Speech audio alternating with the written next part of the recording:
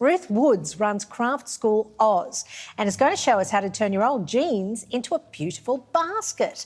Ruth, let's get straight into it. You need some tools, a core, fabric and a thread. Take us through what you're using. Okay, so you don't need too much really to make this basket. A few things that you do need are a needle and thread, some strips of denim, some thread here. So I use mainly cotton thread. You can even buy this cotton string from the supermarket if you can't get to a craft shop. And you need some rope. So this is just sash rope, or you can use macrame rope, or this cotton, this cardboard thread that you can actually use that you get from the hardware store that you can put into the core. Okay, so Ruth, if sourdough's taught us anything in life, you need a starter, and in this case we also need a starter. How do you begin your starter circle?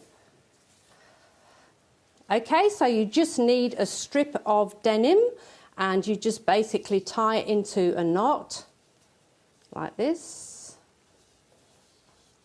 And then you get your needle and thread. So you need a nice needle like this with a big eye. That's a big needle. That looks easy to thread. Put your needle through. Yes, nice and easy to thread. You need a nice big eye. And then just pull your thread through the knot. So this is going to be the centre. And then you just keep stitching through here. And what you're doing is you're coiling. So you're actually coiling around this circle like this. And you're just going to keep going in the front here and stitching around.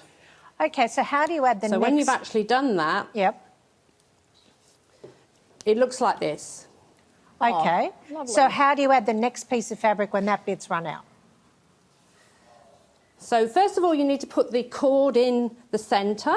So I'm just going to add the cord in here. And you just basically put that in and stitch that around. So you continue until it looks like this one.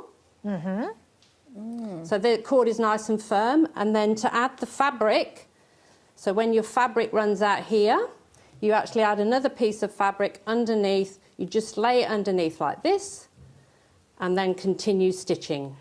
And Ruth, so you keep stitching around like that. And then how do you start building your walls? How do you make the shape of the basket and work out the size?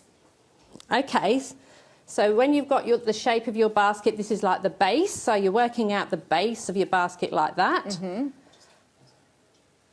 And then when you want to start shaping your walls, basically all you do is you're using your hands and you're pushing away like that. And you just continue to stitch. Wow. That's cool. So it sort of grows up from the base. So then you can end up with something like this. Yes, and then actually it's a bit like doing a clay coiled pot. Indeed. So how do you finish it off at the end so it doesn't all unravel? So when you finish it off, if you look here, I'll just show you this one. You're tapering down your cord. So you've got your cord like this and you're tapering everything down. So you've got the fabric and the stitching and it's going down and down and down and you're just tapering off and you do a few little stitches close together and then you stitch it through the back there and then it's finished off. So Ruth, denim is one option. What else could you use? You can use all sorts of fabrics, any fabrics really, and it's great to recycle. So if you've got a good craft stash, you can actually utilise what you've got in your cupboards at the moment, or if you've got some items of clothing that you want to get rid of as well, you can recycle them that way. So you can use anything. I would be so proud of myself if I made that. How long would it usually take to make? Well, this particular one, because it's a bigger one, that probably took me about 3 nights when I'm watching the telly. The little ones here, probably just a couple of hours. And how many injuries have you got? How many pricks of the needle have you got in that time?